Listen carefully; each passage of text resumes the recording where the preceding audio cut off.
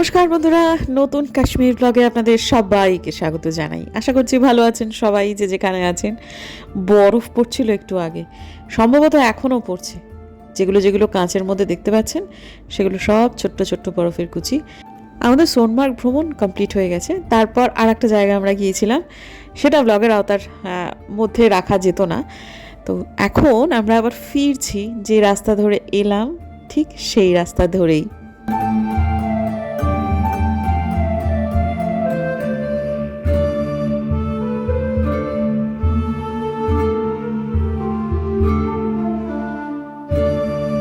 খানিক দূরে না একটা অতি প্রাচীন শিবের মূর্তি ছিল, শিবের মন্দির ছিল।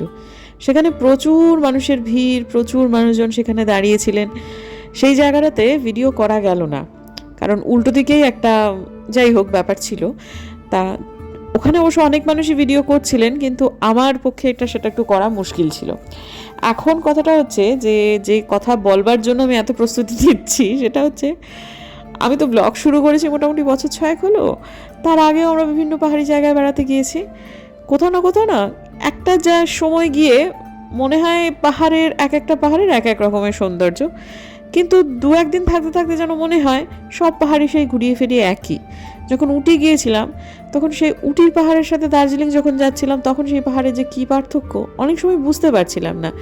হ্যাঁ, ওখানকার মানুষজন আলাদা, সেখানকার মানুষের ভাষা আলাদা, চেহারা ছবি খানিকটা হলেও আলাদা, সংস্কৃতিও আলাদা, কিন্তু প্রকৃতির যে খুব একটা বৈচিত্র্য আছে তা নয়। কিন্তু বন্ধু, কাশ্মীর একদম আলাদা, সবার থেকে আলাদা। কাশ্মীর সত্যি সত্যি পাহাড়ের রাজা। যেখানে ক্যামেরা তাক করবেন সেখানেই সুন্দর, সব জায়গায় যেন বলছে আমি সবচেয়ে বেশি সুন্দর। আপনি আলাদা করতেই পারবেন না কোন জায়গাটা বেশি কোন জায়গাটা কম। এখানে পাথর কেটে কেটে পাহাড়ি রাস্তা তৈরি করা হয়েছে, পাকদণ্ডি বেয়ে বেয়ে সেগুলো সব নামছে। আমি খুব একটা জুম করিনি গাড়ি দেখানোর জন্য, কারণ মধ্যবর্তী যে পাহাড়টা সেইটাই চোখ টানছিল আমার বেশি। কি অসাধারণ সৌন্দর্য, যা আমরা এই মাসখানেক দেড়েক আগে ছুঁয়ে এলাম, সেটা কহতব্য নয়, এটা উপলব্ধির ব্যাপার।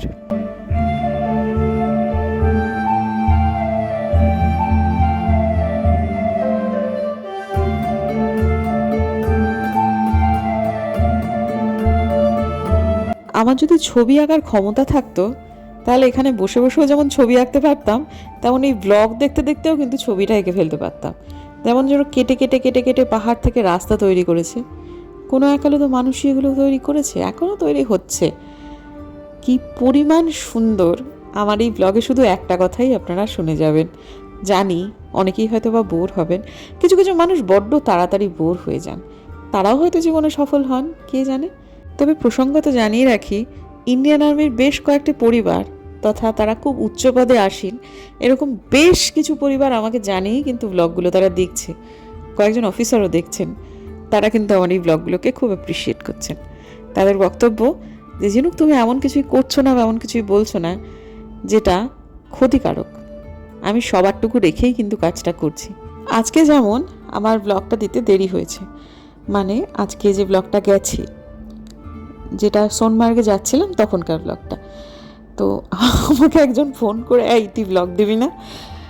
প্রসঙ্গত তিনি কিন্তু অ্যাসামিজ। হ্যাঁ, তার হাজব্যান্ড খুবই উচ্চ পদে আসেন ইন্ডিয়ান আর্মিতে। তো তিনি আমাকে ফোন করে বলছেন, তুই ব্লগ দিবি না? তোর ব্লগের জন্য সে কখন থেকে বসে আছি। আমার যে কী ভালো লাগলো কি বলবো। তিনি আবার আমাকে কয়েকটা কমেন্টের কথা বলছিলেন হজরত বলের ব্লগেতে, ইয়ের কথা আর কি, ওই আর কি যেটুকু সময় তিনি কথা বললেন আমার সঙ্গে, ওই ধরুন মিনিট 3-4, সেইটুকু সময়ের মধ্যে তিনি কয়েকটা কমেন্ট নিয়ে আমাকে বললেন, 2-1টা কমেন্ট নিয়ে অবশ্যই, এবং বললেন, ঝিনুক একেবারেই গুরুত্ব দিও না, তুমি যা করছো তুমি একদম ঠিক করছো।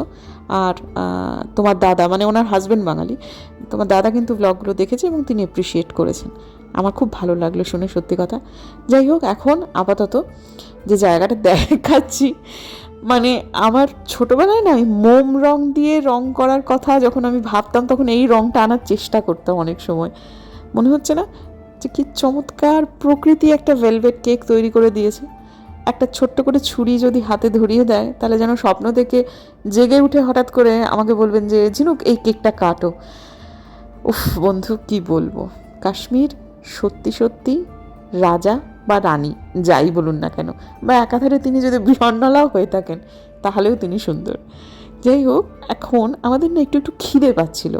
কি আশ্চর্যজনকভাবে আমরা কিন্তু কাউকে কিছু বলিনি, হঠাৎ করে ড্রাইভার দেখছি একটা জায়গাতে ঢুকিয়ে দিলেন। আমরা তো যে রাস্তা ধরে এসেছি মনে যেন হচ্ছে এই রাস্তাটা সে রাস্তা নয়।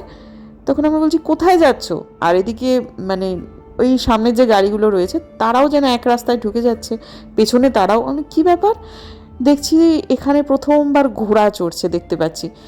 তো এরা যেটা বললেন সেটা হচ্ছে, মানে তার বাংলা তর্জমা হচ্ছে, সাপ বলে দিয়েছে একটা নির্দিষ্ট জায়গায় দাঁড়াতে, সেখানে আমাদের কিছু জলযোগের ব্যবস্থা হবে। আমি ভাবছি ভগবান, এই অন্তর্যামী নন্দাই আমার সব জানে, প্রপার্টিটা কি সুন্দর যেখানে আমাদের দাঁড় করিয়েছে। আর একটু খটকা লাগছিল কারণ প্রচুর সেনা এই জায়গাটাতে টহল দিচ্ছে। শুরুতে আমি ঠিক বুঝতে পারছিলাম না, পরে বুঝলাম আমরা এই জায়গায় খাবো কি। ফটো তুলতেই ব্যাকুল, মানে বোধিসত্ত্ববাবুর কিন্তু প্রচণ্ড খিদে পেয়ে গেছে। হ্যাঁ, কিন্তু জায়গাটা মানে দৃশ্যাবলী দেখে তার খিদে রেদে সব মাথা দিয়ে ফুঁড়ে পালিয়েছে। সে এখন আমাকে বলছে যে আমাকে ফটো তোলো, আমাকে এই করো এই করো। যাই হোক, আমরাও প্রচুর ফটো তুলেছি, কিন্তু সেই ফটোগুলো কোথাওই পাবলিক করা যাবে না, কোথাও দেখানো যাবে না। কারণ কাকু মানে আমার ননদের শ্বশুরমশাই, তিনি জওয়ানদের ছাড়া ফটো তুলবেনই না। প্রত্যেকেই ওনার কাছে পুত্রবৎ এবং প্রত্যেকেই অত্যন্ত স্নেহের, এবং মানে ওনার যে আন্তরিকতা, ওনার যে ব্যবহার, উনি না খুব বড় মনের মানুষ জানেন, আমার ননদের শ্বশুরমশাই। তো তিনি সবাইকে জড়িয়ে ধরছেন, মানে আর কি বলুন তো, সবাই তো গৃহস্থ বাড়ির মানুষ, পেশাটা তাদের এই, তাদের ট্রেনিংও সাংঘাতিক হয়ে থাকে সাধারণত। কিন্তু যতই হোক রক্ত মাংসের মানুষ তো, ভালোবাসাটা সবাই বোঝে। সবাইকে নিয়ে আমরা যেটুকু করা সেটুকু তুলেছি এবং খুব খুব ভালো লেগেছে। এখানে আমরা খুব বেশি একটা কিছু খাইনি, কারণ রাস্তাটা এখনও অনেকটাই এবং বেশ কিছুটা স্টিফ রাস্তা এখনও বাকি। ওই গাটা একটু গুলোনোর সমস্যা আমাদের প্রত্যেকেরই আছে। এখন যেমন খিদেটা আছে সেটার জন্য খানিক গা ঘাঁটছে বটে, তবে খেলেও আবার একটু সমস্যা আছে। তাই ওই তখন সোনমার্গে সব ম্যাগি রান্না করছিল না, খুব ম্যাগি খেতে ইচ্ছা হয়েছিল। তারপর তাই আমি বললাম আমাকে একটু ম্যাগি করে দাও। তার বাদ বাকিরা কফি, তারপরে আরও টুকিটাকি এটা ওটা অনেক কিছুই খাওয়া হয়েছে, সবটুকু ভ্লগ করা যায়নি। তো যাই হোক, এখন তারপর সেই ম্যাগি ফ্যাগি সবাই মিলে মিশে খেয়ে দে, তারপর এবার একটুখানি কর্তাগিন্নি মিলে একটুখানি ভিডিও টিডিও করে নিই, তারপর আবার রওনা দেবো।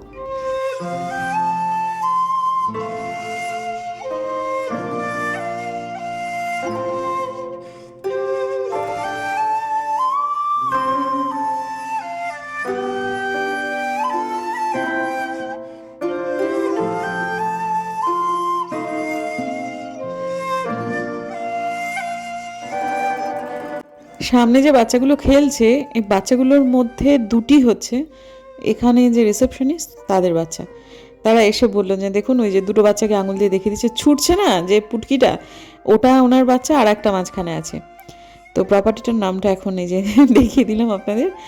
এরপর একেবারে টানা চলে যাব বাড়িতে, যদিও ভেবেছিলাম সেরকম, কিন্তু মধ্যবর্তী সময় অবশ্য দাঁড়াতে হয়েছে, ওয়াশরুম বিরতি আর কি। তো সেখানে অবশ্য আমি দাঁড়াইনি, আমি নামিনি, কিন্তু ওই সময়টা টুপুর প্রচুর মানে রিল করেছে। মানে ওর আমার ফেসবুকেতে যারা আছেন তারা আমার কয়েকটা রিল দেখেছেন হয়তো বা, ইনস্টাগ্রামে সরি।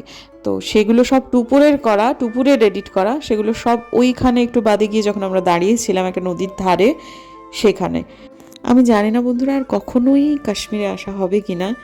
যদি আসি তাহলে ডাল লেকে আমার একটুখানি থাকবার ইচ্ছা আছে ওই হাউস বোটে। যদিও হাউস বোটে থাকার অভিজ্ঞতা যে সবার ভীষণ ভালো এমনটা নয়, কিন্তু আমার খারাপ হোক ভালো হোক একটা অভিজ্ঞতা করার ইচ্ছা রয়েছে। সেটা কবে হবে আমি বলতে পারছি না, খুব শিগগিরই হবে না এটুকু নিশ্চিত। তো কিন্তু কাশ্মীর আমার মনের মণিকোঠায় সারা জীবন অত্যন্ত উজ্জ্বল হয়ে থেকে যাবে। তো এখন আবার সেই সোনমার্গের যে টানেল, 6.5 কিলোমিটারের টানেলটা, তার ভেতরে ঢুকে গেলাম এবং আবারও মনে হচ্ছিল এই পথ যদি না শেষ হয়।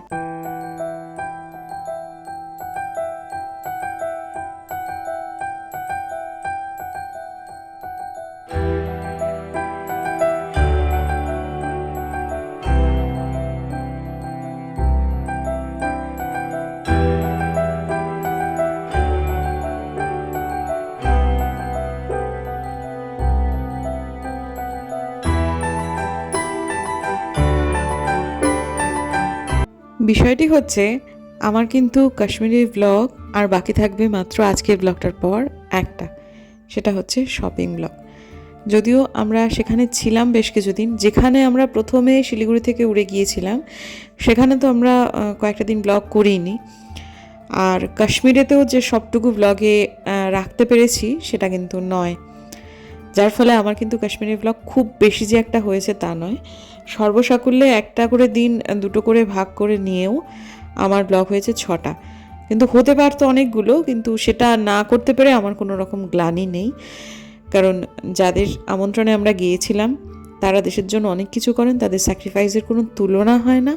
সেখানে আমার 4টি ব্লগ কম হওয়াটা কোনো গল্পই না, সে মানে ব্যাপারটা উচ্চারণ করাও বোধহয় ভুল। যাই হোক, আবার প্রকৃতিতে ফিরে আসি। এই জায়গাটাতে আমি স্পিডটা কমিয়ে দিয়ে দেখাচ্ছি জাস্ট 6টা শেড। আমি শুধু ভাবছি যে যদি রং পেন্সিল নিয়ে বসতাম তাহলে এই জায়গাটাতে আমাকে 6টা রং পেন্সিল বার করতে হতো। কি অসামান্য সৌন্দর্য, শুধু সেটাই ভাবছি। এই জায়গায় যদি দাঁড়িয়ে পড়তে পারতাম তাহলে হয়তো আরও ভালো করে তুলতে পারতাম। কিন্তু যাই হোক, স্পিড কমিয়ে দিয়ে যতটুকু ধরা যায়। মনের মণিকোঠায় সারা জীবন ধরা থাকবে কাশ্মীরের মতো এত সুন্দর একটা জায়গা। এখন যদিও আবার বৃষ্টি চালু হয়েছে, কিন্তু এগুলো কিন্তু বরফের কুচি নয়, এগুলো জলই। যাই হোক, অনেকটা নেমে এসেছি। এখন ওই বরফের যে আচ্ছাদন সেখান থেকে বেশ কিছুটা দূরে চলে এসেছি। মাঝখানের অনেকখানা রাস্তা ঘুমিয়েছি, আর মুষলধারে বৃষ্টিও পেরেছি। মানে এতটা বৃষ্টি মাঝখানে একটা সময় হয়েছিল, সামনে কিছু প্রায় দেখাই যাচ্ছিল না, স্পিড কমিয়ে দিয়েছিল। সেই সময়টা কী বা করবো, ব্লগ টক করিনি, ঘুমোচ্ছিলাম। তারপর অনেকটা সময় বাদে আবার উঠেছি। তো এই সময়টাও দেখলাম বেশ কিছুটা জায়গা পেরিয়ে যাওয়ার পরও বৃষ্টিটা বন্ধ হয়নি। তারপর আবার যেন গরম লাগতে শুরু করলো। আমরা যে সময়টাতে কাশ্মীরে পৌঁছেছিলাম, নামকা বাস্তে শীতের জায়গা, রীতিমতো গরম লাগছিল। কিন্তু আজকে যখন আমরা সোনমার্গে গেছিলাম অসম্ভব গরম লাগছিল শুরুর দিকটা। তারপর যথারীতি ওপরের দিকে উঠেছিলাম, ফলত আমাদের অনেকটা ঠান্ডা ঠান্ডা লাগছিল। কিন্তু এখন আবার আবহাওয়াটা নাতিশীতোষ্ণ হয়ে গেছে, আর একটু বাদে আবার গরম লাগতে শুরু করবে। যাই হোক, সব মিলিয়ে মিশিয়ে অসম্ভব সুন্দর একটা সময় কেটেছে। তবে বন্ধুরা, কালকের দিনের ব্লগটার জন্যও আমি খুব বেশি এক্সাইটেড, কারণ কালকে অসম্ভব ভালো কিছু কিছু জিনিসপত্র কেনা হয়েছে মায়ের জন্য, নিজের জন্য। আমার হাজব্যান্ড আমাকে অনেক কিছু কিনে দিয়েছে, আমাদের সবারই অনেক কেনাকাটা হয়েছে। পরের দিনে আমার হাজব্যান্ডের আমার ননদ গিয়েছিলেন কেনাকাটা করতে, কিন্তু ওরা সেদিন ব্লগ করেননি। সেদিন ওরা ক্ষীর ভবানী মন্দির গিয়েছিল। সেদিনটা আমার প্রচণ্ড শরীর খারাপ ছিল, আমি ঘর থেকে সেদিন বেরোইনি। কাশ্মীরের আর একটা জিনিস আমার সারা জীবন মনে থাকবে, খুব একটা সেগুলো ব্লগের আওতার মধ্যে ছিল না, সেটা হচ্ছে খাবার। যারা আমাদের রান্নাবান্না করে খাওয়াচ্ছিলেন তাদেরকেও ব্লগের আওতার মধ্যে রাখা যেত না। খাবারগুলো কি চমৎকার করে যে সার্ভ করছিল, সেগুলোকেও আর কি ব্লগের মধ্যে রাখতে পারিনি। মাঝখানে তো কুনাফা বানিয়েই ছিলাম, যারা আমার নিয়মিত বন্ধু তারা জানেন। কাশ্মীরি শেফই ছিলেন তিনি, অসম্ভব দক্ষতার সাথে সেটা বানিয়েছিলেন। আমি একটু ঘেঁটে ফেলেছিলাম। পরবর্তীকালে আমি ওনার কাছে একবার একটু জানতে চেয়েছিলাম বটে, মানে সরাসরি তার কাছে নয় আর কি, মানে ওদের মধ্যে একজনের ফোন নাম্বার ছিল, তাকে বোধহয় একটু কাস্টার্ড পাউডার দিতে হবে সেরকম একটা কিছু বলছিলেন ওনারা। আর কাশ্মীরি ডেজার্ট থেকে শুরু করে মানে আরও অনেক কিছু, অসামান্য খাবার দাবার, মানে কোনো লিমিট ছিল না আমার বুম্বাদার কারোরই। আমরা যে ওজন বাড়িয়ে এনেছি 10 দিনের মধ্যে প্রায় 2 কিলো, সেটা এমনি এমনি কিন্তু নয়। এই সময়টায় পেছন থেকে রাই আমাকে বলছে, মামি দেখো আমরাও হাঁটছি, আমরাও যাচ্ছি, পাশ দিয়ে আমাদের নদীটাও যাচ্ছে। এই সময়টায় গাড়ির আওয়াজ এবং নদীর আওয়াজ মিলিয়ে মিশিয়ে একটা অদ্ভুত আওয়াজ তৈরি হচ্ছিল, যেটা খুব একটা শ্রুতিমধুর লাগছে না ভিডিওতে। কিন্তু তারপর যখন গাড়িটা দাঁড়িয়ে যাবে তখন এই জলের কলকল আওয়াজটা অসাধারণ লাগছিল। এই সময়টায় আমার একটা মাথার টিপ টিপ টিপ টিপ টিপ টিপ একটা যন্ত্রণা শুরু হয়েছিল, একটু অস্বচ্ছন্দ বোধ হচ্ছিল। ওপরে যখন উঠেছিলাম তখন একরকমের শরীর খারাপ করছিল, এখন একটু আলাদা রকমের, যার ফলে সবাই এখানে অনেক ফটো টটো তুললেও আমি এখান থেকে নামিই নি। আমি অনেকক্ষণ থেকে মেঘের একটা অদ্ভুত আস্তরণ খেয়াল করছি, একটা যেন ধোঁয়ার রেখার মতো। লম্বে জুদাই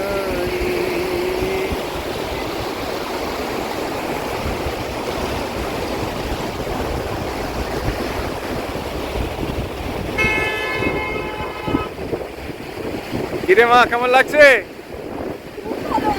আচ্ছা, এই বেশি দূর যাবি না।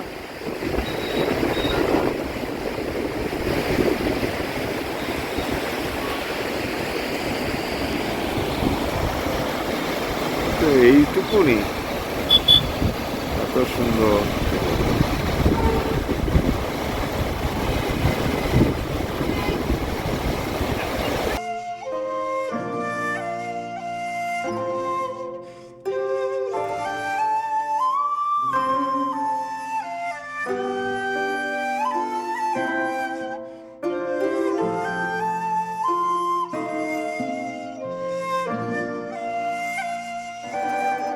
আমরা বেরিয়েছিলাম তখন বাজে সকাল 9টা, আর এখন যখন ফিরছি তখন 6:30টার বেশি, প্রায় 6:45 বাজে।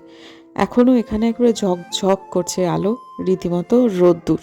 তবে রোদ্দুরটা এই সময় পশ্চিমের রোদ্দুর। শিলিগুড়িতে যেই সময়টায় ঘুটঘুট করে যায় অন্ধকার, স্বাভাবিকভাবেই কাশ্মীরে এই সময়টায় রীতিমতো রোদ্দুর। হোটেলে পৌঁছে আমরা যখন ফ্রেশ হয়ে গেলাম তখনও রীতিমতো চতুর্দিকে আলো। অসাধারণ সুন্দর আমাদের এই দেশটা, সত্যি সত্যি সব কিছুতেই কত কত বৈচিত্র্য। চলুন বন্ধুরা, আজকের দিনের জন্য বিদায় নিচ্ছি। দেখা হচ্ছে কালকে একটা নতুন ব্লগে। যদি আমার চ্যানেল ভালো লাগে সাবস্ক্রাইব করবেন, ভিডিও ভালো লাগলে অবশ্যই লাইক করবেন। দেখা হচ্ছে আগামী দিন, ততক্ষণের জন্য